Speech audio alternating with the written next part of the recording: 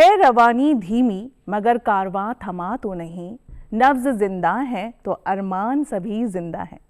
आदाब नाजरीन, खैर मकदम है आप सभी का हमारे ख़ास प्रोग्राम में जिसका नाम है कुछ लम्हे फुर्सत के। नाजरीन, वाकई ज़िंदगी जिंदा दिली का नाम है। मुर्दा दिल क्या खाक जिया करते हैं। अगर हमारी सारी ख्वाहिशात और अरमान जिंदा हैं तो समझिए हम खुशहाल हैं। वैसे अक्सर हमने अपने आसपास ये नोटिस किया होगा, ख़ास तौर से ख़वातीन को, कि माथे पर एक शिकन लाए बगैर, कोई शिकायत करे बगैर घर के सारे काम सरअंजाम देती हैं। ना सिर्फ घर के बल्कि घर की चार दीवारी से बाहर निकलती हैं और मुआशरे में अपना एक नाम बनाती हैं। अपने हिस्से की ज़मीन और अपने हिस्से का आसमान खोज निकालती हैं। तो नाज़रीन, आज हमारे दरमियान एक ऐसी ही ख़ास मेहमान मौजूद हैं। लग्जरी ब्रांड, ये लफ्ज़ हमने सुना तो है, लेकिन इसके मायने आखिर हैं क्या? तो आज हम उनसे समझेंगे। आज हम आपका तारुफ कराएंगे global luxury brand consultant doctor Madhavi से। तो आइए चलते हैं उनकी तरफ, करवाते हैं आपका उनसे तारुफ। डॉक्टर माधवी, आपका बहुत बहुत खैर मकदम है हमारे इस प्रोग्राम में। नमस्कार। एंड सबसे पहले मैं डीडी उर्दू का शुक्राना करना चाहूँगी जिन्होंने मुझे इस एपिसोड में बुलाया है कुछ लम्हे फुर्सत के। जी डॉक्टर माधवी, वाकई जब मैं आपसे अभी बात कर रही थी ऑफ कैमरा तो मैं बड़ी ताज्जुब में थी कि आप इतने सारे काम एक साथ कैसे सरअंजाम देती हैं, कैसे वक्त निकालती हैं। तो पहला जो मेरा सवाल है वो यही है कि आखिर ये लग्जरी ब्रांडिंग ये है क्या? क्योंकि बहुत से लोगों को शायद नहीं पता और शायद मुझे भी कम जानकारी है इसके बारे में। Surely, definitely. So basically luxury branding का जो काम होता है वो बेसिकली हमारा visibility, promotion, recognition, awareness and branding का काम होता है, जो कि हम बहुत अलग अलग तरीके से करते हैं, जिसमें कि हमारा social media, digital media, print media, press media और बीस्पोक इवेंट्स के थ्रू हम लोग लोगों का ब्रांडिंग, मार्केटिंग करते हैं। चलिए, तो आपने बताया कि लग्जरी ब्रांडिंग आखिर है क्या, मैंने भी समझा, लेकिन इसके अंदर और क्या क्या चीज़ें आती हैं उनके बारे में हम डिटेल से जानना चाहेंगे। सो बेसिकली जैसे मैंने आपको कहा कि ये बहुत सारे वर्टिकल्स में हम लोग करते हैं। Real estate, art, hospitality, weddings, fashion designers, jewellery designers, health, wellness and beauty, इन सब सेगमेंट्स की ब्रांडिंग होती है। और लगता है कि ये बहुत वास्ट सब्जेक्ट है और इतने सारे स्फीयर्स को कैसे आप हैंडल करते होगे, लोगों को लगता है, और किस तरह से आप मैनेज करते होगे, क्योंकि हर इंडस्ट्री अपने में एक इटसेल्फ बहुत बड़ी इंडस्ट्री है। तो इसमें बेसिकली जो काम होता है वो सारा लिंक्ड है और सबका जो एक मीडियम सिमिलर है, जैसे मैंने आपको अभी बताया। तो इसलिए वो इतना मुश्किल नहीं है। And ultimately it is mainly जो काम है वो नेटवर्किंग का है, प्रीमियम नेटवर्किंग का है और कनेक्शंस का है, जो सबको चाहिए, बायर्स सबको चाहिए। अगर आपके कनेक्शंस अच्छे हैं, आपका नेटवर्क अच्छा है, तो काफ़ी इसमें हेल्प होती है। देखिए, आपने माधवी जी इतनी सारी चीज़ें बताई कि इसके अंदर हेल्थ है, ब्यूटी है, वेडिंग्स हैं, ज्वेलरी है, फैशन डिज़ाइनिंग है, सभी कुछ है। तो मैं आपसे ये जानना चाहूँगी कि इतनी सारी चीज़ें हैं और आप इन सब में सरगर्म हैं एक तरीके से। आपको ये थॉट, ये सोच कहाँ से आई, ये मोटिवेशन आपको कहाँ से मिला कि मुझे इस काम में, इस बिज़नेस में, इस फील्ड में जाना है? तो बेसिकली शुरू से ही ऐसा था कि I think I was cut out to be an entrepreneur. I was never made to do a 10 to 5 job.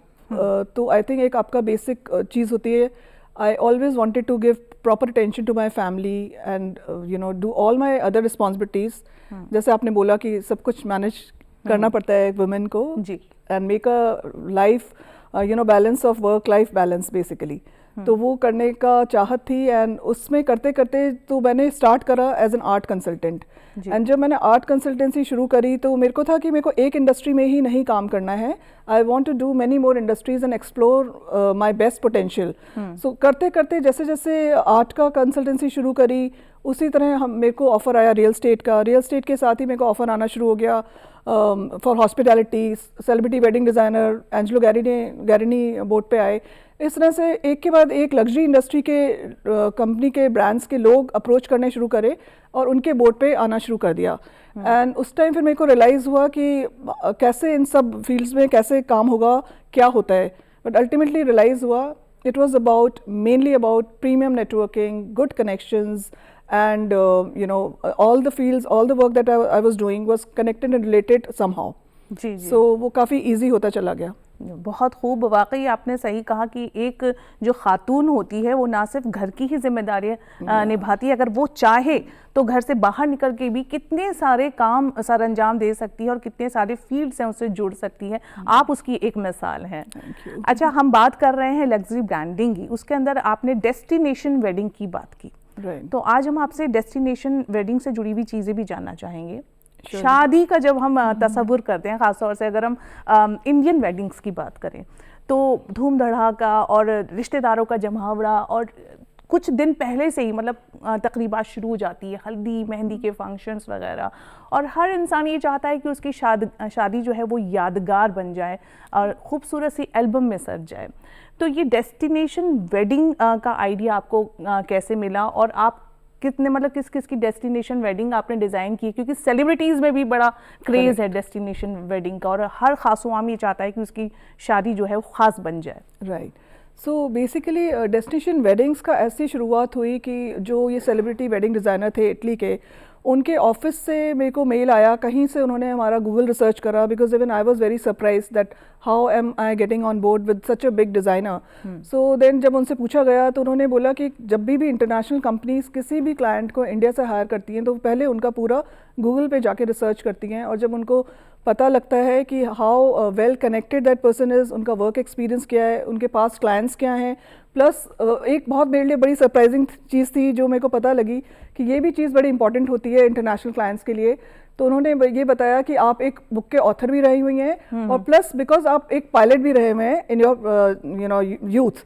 So that was a surprising thing कि लोग ये चीज़ें भी नोट करते हैं शायद when international people want to hire you, that you're an author, you're also, your past means your childhood, that you've been in your youth a pilot, I have a student's pilot license basically.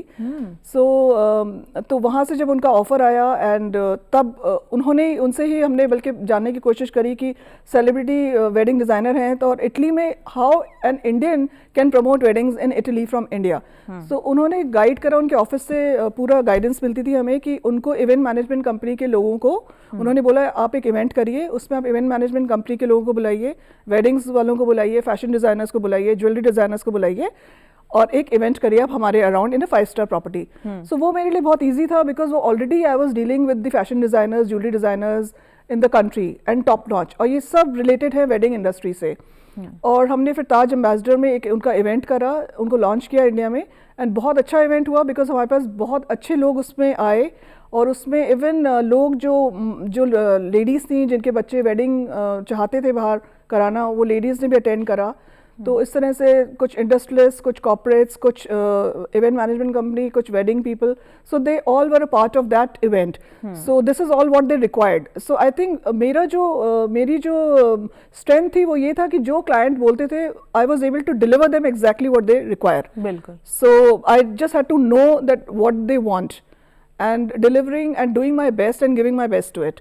So अपने आप फिर सब अच्छा होता जाता है, अपने आप ही अच्छा होता चला जाता है, बस एक कदम उठाने की ज़रूरत होती है, एक छोटी सी कोशिश की ज़रूरत होती है। माधवी जी, अगर हम आपसे बात करें डेस्टिनेशन वेडिंग से ही जुड़ी हुई, अब हम देखते थे कि पुराना दौर अगर हम जाएं तो घर में ही शादियां हो जाया करती थी, पूरा ख़ानदान इकट्ठा हुआ करता था, और अब देखिए कितना वक्त बदल गया है कि लोग जो है बाहर निकल के मुल्क से भी बाहर जाते हैं या मुल्क में ही कहीं एक शहर से दूसरे शहर जाकर शादी वेडिंग प्लान करते हैं। तो क्या फ़र्क आप पाती हैं इस रिवायत में जो चेंज आया है, इस कस्टम में जो चेंज आया है? आई थिंक काफ़ी चेंज आया है, एंड स्पेशली हमारा जो एक्सपीरियंस रहा है वेडिंग इंडस्ट्री में इतने टाइम से, एक बड़ा अच्छा इंसिडेंट हम आपको बताना चाहेंगे कि जब ये इटालियन वेडिंग डिज़ाइनर इंडिया में थे तो उनका हम लोगों ने एक सिमिलर इवेंट कराना था पंजाब में, because we wanted to reach out to Punjab for weddings internationally in Italy, because वहाँ पे काफ़ी लोगों को शौक है बाहर वेडिंग्स करने का। तो जब हम लोग वहाँ इवेंट करना चाहते थे तो हमने उनको बताया कि पेरेंट्स आएंगे और वो लोग सब आएंगे और वो डिसाइड करेंगे कि उनको पसंद आता है ये डेस्टिनेशन या नहीं आता। तो the client was very surprised, वो जो इटालियन क्लाइंट है हमारे, बिकॉज वो कहते हैं कि इंडिया में आप पेरेंट्स को क्यों बुला रहे हो, आप बच्चों को क्यों नहीं बुला रहे, because abroad parents don't decide about the weddings. जी जी, जैसे यहाँ तो बच्चे डिसाइड करते हैं, तो इंडिया में उनको बड़ा सरप्राइजिंग लगा ये। सो फिर हमने उनको समझाया कि नहीं, इंडिया में अभी भी कुछ फैमिलीज हैं जहाँ पे पेरेंट्स ही डिसीजन लेते हैं और पेरेंट्स डिसाइड करते हैं बच्चों को इन्वॉल्व करके, बट वो खुद बच्चे अपने आप डिसाइड नहीं कर सकते कि हमें इटली में वेडिंग करनी है। बट अब जैसे थोड़ा सा अगर आप दौर देखेंगे जो अब चेंज आया है, तो अब बहुत सारे, अब हमारे पास न्यू जनरेशन के बच्चे भी आते हैं। कई बच्चे हैं जो बाहर अब्रॉड सेटल्ड हैं और उनकी वहीं पे शादी हो रही है, तो पेरेंट्स इंडिया में हैं पर बच्चे सारा डिसाइड करके, पूरा प्लान करके पेरेंट्स जाएंगे as a guest and everything will be done and decided by the children only. So आजकल काफ़ी यंग जनरेशन का इंडिया में भी अब इन्वॉल्वमेंट देखा जाता है। उनकी शादी में they are very particular about the venues, about each and every small detail, and both husband and wife, the young boy and the girl, they also take lot of decisions themselves now. बहुत खूब, बहुत खूब। लेकिन कहीं ना कहीं अपनी वो जड़ों से जो जुड़ाव है वो अभी भी जिंदा है। अच्छा, अगर बात करें डेस्टिनेशन मैरिज की, तो इसके अंदर जो आजकल जो थीम्स और कलर्स देखने को मिल रहे हैं वो क्या क्या हैं? हमने देखा है कि सेलिब्रिटीज़ की भी वेडिंग्स हमने कई हाल फिलहाल में देखी हैं, तो बड़े न्यूड से शेड्स वो लेते हैं, चाहे कपड़ों में है, चाहे ज्वेलरी में है, चाहे मेकअप में है। तो कुछ इसके बारे में भी बताइए। सो आजकल तो बहुत एलैबोरेट हो गया है। पहले होता था 1 दिन 2 दिन ज़्यादा से ज़्यादा फंक्शन होते थे, एंगेजमेंट, मैरिज एंड रिसेप्शन, अगर आप हम लोगों के टाइम की बात करें। बट आजकल तो बहुत कुछ हो गया है and marriage is a big gala affair. उसमें आपका पहले तो फोटोशूट होता है, बच्चे कहीं बाहर डेस्टिनेशन में जाते हैं, वहाँ फोटोशूट करके उनका प्रॉपर फोटोशूट बनता है, प्री वेडिंग फोटोशूट बोलते हैं उसको। उसके बाद काफ़ी फंक्शंस होते हैं कि पूरा वीक लॉन्ग फंक्शंस चलते हैं, डिपेंडिंग कि आप कैसे कितना करना चाहते हैं एंड कितने शौक है आपको, बेसिकली जी, very individual again. But mehndi function होता है, उसके लिए ग्रीन कलर, हल्दी होगा उसका येलो कलर होगा, रिसेप्शन होगा, कॉकटेल होगा, वेडिंग होगा, and so many functions, almost a week long आप बोल सकते हैं। तो माधवी जी, ऐसा तो नहीं लगता कि कई बार जब आप इस तरीके के फंक्शंस ऑर्गेनाइज कराती हैं तो आपको कोई परेशानियों का सामना करना पड़ता हो? डेफिनेटली बहुत आती हैं, ऐसा इतना आसान नहीं है ये जितना कि हम सोचते हैं। और कई बार क्लाइंट्स होते थे वो बड़े स्टक होते हैं, लाइक कुछ क्लाइंट्स होते हैं कि हमें सिर्फ पेरिस में ही करनी है वेडिंग जी। उनको, लाइक कोविड टाइम की हम आपको बात बता रहे हैं, तो कोविड टाइम पे हमारे पास एक बहुत बड़ी फैमिली आई थी लुधियाना की, और वो चाहते थे इटली में फंक्शन करना, but because of the Covid situation हम लोग वहाँ नहीं कर पा रहे थे। हमने उनको ऑप्शन दिया कि आप इसकी जगह आप यहाँ कर लो, तो बट उनके बड़े माइंडसेट होते हैं, नहीं हमें तो यहीं करना है। फिर उनकी मतलब रिक्वायरमेंट्स आपको बिल्कुल स्पेसिफिक होना पड़ता है। कई आते हैं इस टाइप के, छोटी छोटी चीज़ों में भी कई बार होता है, बट सॉल्यूशन हो जाता है because people are very particular. हमें ऐसा फ्लावर डेकोर चाहिए, हमें ऐसा केक चाहिए, हमें ऐसा छोटी छोटी चीज़ें भी बहुत मैटर करती हैं लोगों के लिए, and we have to be very careful and we have to be able to give them what they exactly require. जी जी, क्योंकि कहीं ना कहीं एक अपने मुल्क की जो खुशबू है वो उसको उसमें समोना चाहते हैं, जहाँ भी वो जा रहे हैं, अगर मुल्क से बाहर भी जा रहे हैं तो जाहिर सी बात है इस तरीके की क्यूजीन है, ट्रांसपोर्ट है, there so many things involved in the wedding, so everything has to be very very fine and perfect. जी। अच्छा माधवी जी, आपने अभी बताया था कि ये जो लग्जरी ब्रांडिंग है वो कहीं ना कहीं एक दूसरे से इंटरकनेक्टेड है, तो इंटरकनेक्टेड कैसे है, थोड़ा वो उस पर रोशनी डालिए। बिकॉज देखिए, अगर आप वेडिंग इंडस्ट्री की हम स्पेसिफिकली आज बात करते हैं तो वेडिंग इंडस्ट्री से ही ये सारी चीज़ें जुड़ी हुई हैं। अगर आप ज्वेलर्स की बात करें, आप फैशन डिज़ाइनर्स की बात करें, एंड इवन आई थिंक मेरे को तो सारा ही सब कनेक्शन लगता है, रियल स्टेट हो गया, आर्ट हो गया, all the industries that I am dealing, because even after marriage if you want to buy a nice property, the company is there for you. If you want to buy a nice artwork, so I have artists whom I'm consulting. If you want jewelry, so there are jewelers associated with us. If you want beautiful piece of clothing, fashion designers, so हमारे पास top fashion designers से लेके even the startup designers who are doing very well, because उनको भी हम लोग help करते हैं scale up करने में। एक तो है brands, जो proper brands हैं जिनको हम ब्रांडिंग करते हैं, बिकॉज उनको कांस्टेंट चाहिए, वो तो ऑलरेडी एस्टैब्लिश्ड है, बट फिर भी उनको कॉन्स्टेंटली चाहिए होता है, and they need new people, they need new buyers, so they hire us for their premium guest listing and branding, and जो startups हैं उनको हम another level पे help करते हैं ले जाने के लिए। अच्छा, जो न्यू स्टार्टअप्स हैं तो उनको आप कैसे हेल्प करती है, खासतौर से अगर ख़वातीन उससे जुड़ी हुई हैं? हमने ये भी आपने बताया था, हमने सुना कि आप जो है एंटरप्रेन्योर्स जो ख़वातीन हैं उनको भी आगे लाने का काम करती हैं, उन्हें सपोर्ट करने का, उन्हें सही राह दिखाने का काम करती हैं। So basically I happen to be on board with many organizations, काफ़ी women organizations हैं जिनके बोर्ड पर हम हैं, और उनके collaborations, उनके associations, उनको as a guest of honor, as a panel discussion में participate करना, proper उनकी branding होती है, और उनको ऐसे एवेन्यूज़ दिए जाते हैं जहाँ से लोग उनको पहचानने लगे, उनके काम को पहचानने लगे और वो एक अदर लेवल पे जा सके, पहुँच सके। जी जी, तो आपके सामने किस तरीके की, मतलब इस तरह की ख़वातीन आई हैं जिन्होंने अपना कोई नया बिजनेस स्टार्ट किया हो या किसी फील्ड में वो आगे बढ़ना चाहती हों, उनके सामने कौन कौन सी दिक्कतें, परेशानियां पेश आती हैं जिन्हें आप सॉल्व करती हैं? सो काफ़ी सारे हैं और हर इंडस्ट्री के हैं एक्चुअली। हम आपको एक एग्जांपल नहीं दे सकते कि आर्ट में मैंने क्या किया, कैसे स्केल अप करा उन लोगों को, या रियल स्टेट में कैसे किया, या फैशन डिज़ाइनिंग में, या म्यूजिशियंस को कोई प्रमोट कर रहा है। हर इंडस्ट्री में हमने कुछ कुछ काम किया जिससे उनका स्केल अप हुआ है, लेवल अप हुआ है। और बेसिकली वो कैसे करते हैं, again it's about, I am emphasising about networking, because अगर आपका नेटवर्किंग अच्छा है, आप हर इंडस्ट्री में अगर आप बहुत स्ट्रांगली कनेक्टेड हैं तो आपके लिए ये थोड़ा ईजी हो जाता है कि किसकी क्या रिक्वायरमेंट है और उसको किस से कोलैबोरेशन कराना है या एसोसिएशन कराना है। So that comes very naturally to me also. Once I understand the client, तो उसके बाद उनको लेवल अप करना मेरे लिए आसान हो जाता है because of my network, my connections, my associations. अच्छा माधवी जी, ये नेटवर्क्स और कनेक्शंस की आप बात कर रही हैं, एक अच्छा पीआर बिल्ड करने की बात हो रही है यहाँ पर। बहुत सी जो ख़वातीन हैं वो आपकी तरह इस फील्ड में आना चाहती हैं, लेकिन उन्हें सही राह नहीं मिल पाती, उन्हें ये समझ में नहीं आता वो अपने कनेक्शंस कैसे ग्रो करें, कैसे अपना पीआर स्ट्रॉन्ग करें, कहाँ से शुरुआत करें।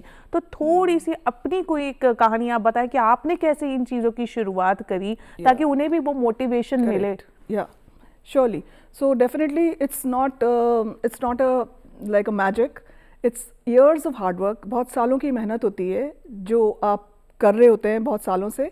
so इसमें जो एडवाइस हम उनको देना चाहेंगे उसके लिए ये होगा कि हाँ, जितनी वो ऑर्गेनाइजेशन से एसोसिएट हो सकते हैं, बिकॉज जैसे मैंने आपको बोला, I am on board with many women organisations जी। सो ये धीरे धीरे धीरे करके बिल्डअप होता रहा। फिर हमारा कुछ फ्रेंड सर्कल, कुछ फैमिली, कुछ और बिल्डअप होते जाते हैं। More you meet, more you go to the right places, right events, and you're focused.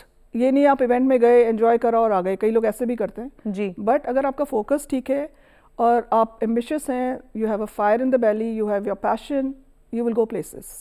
बहुत खूब, बहुत खूब। अच्छा, जैसे कि डेस्टिनेशन वेडिंग की ही बात करूं कि लग्जरी ब्रांडिंग का एक हिस्सा है, इसी में अगर कोई खातून है वो जाना चाहती है, इवेंट्स वगैरह ऑर्गेनाइज करना चाहती है, तो उसके लिए भी आप थोड़ी उसको सलाह के तौर पे क्या बताना चाहेंगी कि कैसे शुरुआत करें? और ये बात तो फैक्ट है कि जो ख़वातीन हैं वो कहते हैं ना कि खूबसूरती में 4 चांद लगाने में माहिर होती हैं, तो इस तरीके के काम में वो काफ़ी अच्छे से आगे बढ़ सकती हैं। So I think first of all it's a very good idea कि वो कहीं इंटर्नशिप करें जहाँ पे उनको थोड़ा नॉलेज गेन हो, एक्सपीरियंस गेन हो, और वो देखें कि मार्केट में कैसे क्या काम हो रहा है। किसी तरीके का उनको कोर्स करने की भी ज़रूरत है? प्रोफेशनली अगर करते हैं तो may be it works, it helps them, and otherwise definitely if they get associated with an event management company, deep down the industry, उसको रिसर्च करें, उसको स्टडी करें, जहाँ से उनको नॉलेज इन्फॉर्मेशन मिल सकती है। Be in the right people, in the right crowd, and mainly then again it is about your connections. You need good clients, so आपको उसमें जाके नेटवर्क करना अपना बहुत ज़रूरी है। तो बेसिकली जो नेटवर्क बिल्डिंग का काम है वो बेहद ज़रूरी है कि अपने कनेक्शंस आपको कहाँ से बिल्ड करने हैं, किस तरीके की तकरीबात में आपको शिरकत करनी है जहाँ से आपको सीखने को मिले और आपके पीआर भी अच्छा हो, यानी कि लोग भी मिले आपसे नए नए, तो ये बहुत ज़रूरी है। And you have to work on your skills, like you have to be a very presentable person. आपका बिहेवियर बहुत अच्छा होना चाहिए, बिकॉज मेरे को कई बार लगता है कि IQ तो आपका अच्छा होना ही चाहिए। ये बहुत अच्छी बात आप बता रही हैं, इनसे हम थोड़ा डिटेल में भी जानना चाहेंगे कि अपनी पर्सनालिटी को, शख्सियत को कैसे हम मेंटेन करें। You have to work on it day in and day out, and आपका EQ बहुत इंप्रूव करना चाहिए। आपको लेटेस्ट क्या हो रहा है आपकी इंडस्ट्री में वो आपको पता होना चाहिए। सो वो सब बहुत इंपॉर्टेंट है to keep you updated, because बहुत जल्दी चेंजेस होते हैं, इंडस्ट्री चेंज होती है, एंड आपको सर्वाइव करने के लिए, आपको स्टेबल रहने के लिए आपको मेहनत कॉन्स्टेंटली करनी पड़ती है। जैसे आप अपने क्लाइंट्स के लिए मेहनत कर रहे हो, वैसे आपको अपने लिए भी करना पड़ता है। जी देखिए, मेहनत किए बगैर तो कुछ भी हासिल नहीं है, और अपने गोल पर एक नज़र रखना वो भी बेहद ज़रूरी है। अच्छा, डेस्टिनेशन वेडिंग से जुड़ा एक और सवाल मेरे जहन में अभी आया, इसलिए मैं आपसे अभी पूछना चाह रही हूँ कि ये अगर कोई, जाहिर सी बात है हाई प्रोफाइल लोग तो कर लेते हैं सब चीज़ें, उनके लिए सब चीज़ें आसान भी होती हैं, बजट का भी कोई मसला नहीं होता है।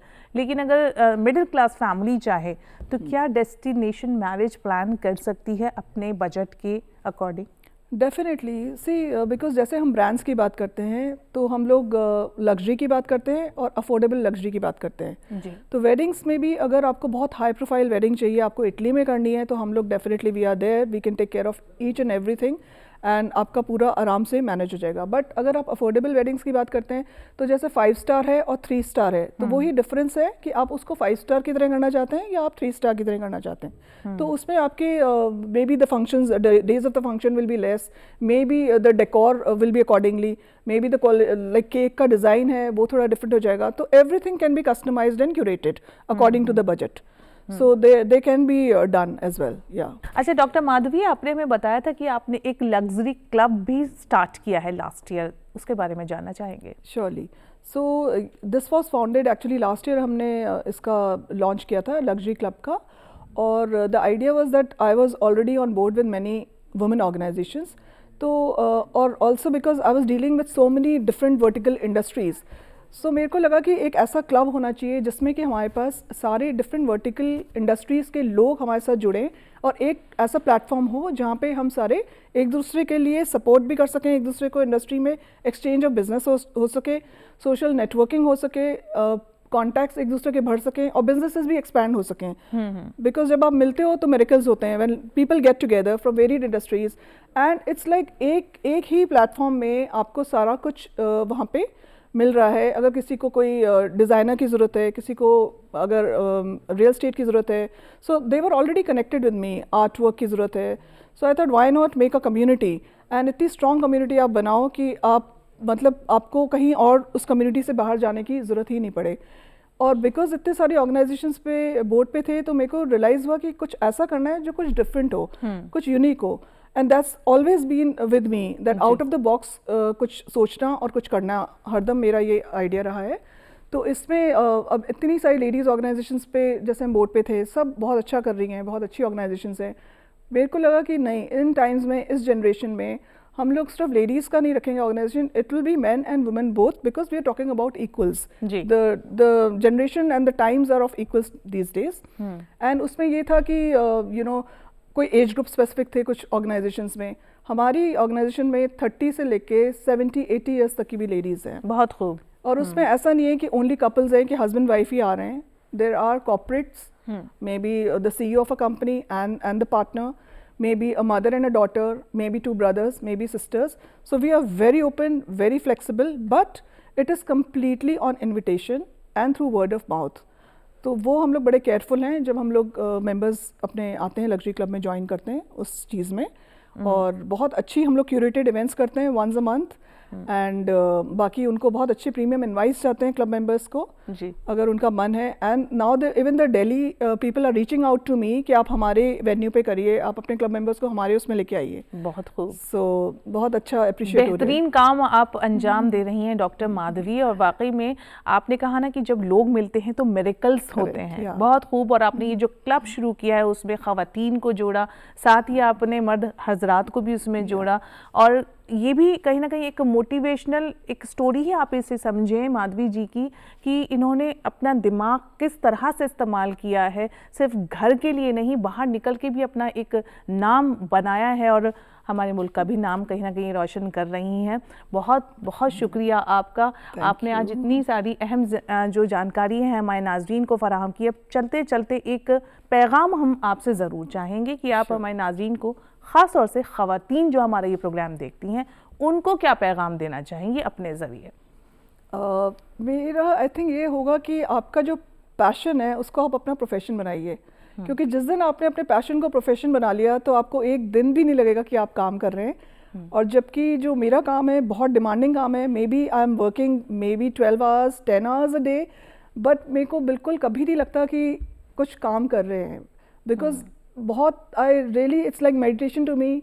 आई love my work, I enjoy my work and it's my passion, so I have made my profession my passion, my passion my profession actually.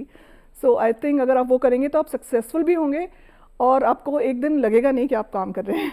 सही कहा आपने माधवी जी, अगर कामयाबी की मंजिलें हासिल करनी हैं तो जुनून की हदों को पार करना बेहद ज़रूरी है, जैसे कि माधवी जी इसकी एक मिसाल है। बहुत बहुत शुक्रिया आपका हमसे जुड़ने के लिए, हमारे प्रोग्राम में आने के लिए और इतनी अहम जानकारी हमारे नाजरीन को फराहम करने के लिए। थैंक यू, शुक्रिया। Thank you so much, it's been my honour. Thank you. तो नाज़रीन, चलिए चलते हैं अपने अगले सेगमेंट की तरफ, जहां हम आपको बताएंगे कि आपके बावर्ची खाने में कुछ ऐसी चीज़ें मौजूद हैं जिनके इस्तेमाल से आप घरेलू नुस्खे तैयार कर सकते हैं, जो कई तरह के अमराज हैं उसमें भी वो आप इस्तेमाल कर सकती हैं। तो चलिए चलते हैं अपने अगले सेगमेंट की तरफ।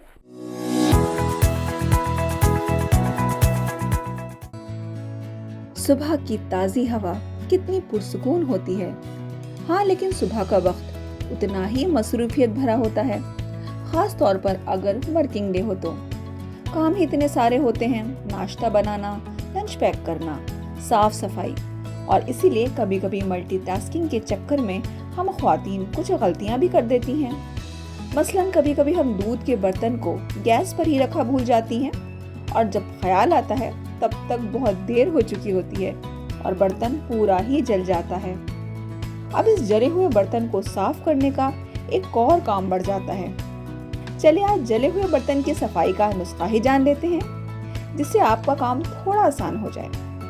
इसके लिए आपको सबसे पहले जले हुए बर्तन में ऊपर तक पानी भरना है, फिर 1 चम्मच सोडा डालना है और पानी में उबाल आने देना है। सोडा जमी हुई सारी गंदगी को फुला देगा। बस फिर उसके बाद गैस बंद कर दें, थोड़ा ठंडा होने दें और फिर सारा पानी निकाल लें। पानी के साथ सारी जली हुई परतें निकलने लगेंगी। फिर जो थोड़ा बहुत लगा हुआ रह जाए उसको आप स्टील के जूने से साफ कर दें। आपका काम बहुत आसानी से हो जाएगा, ज़्यादा मेहनत भी नहीं लगेगी और बर्तन चमचमा उठेगा।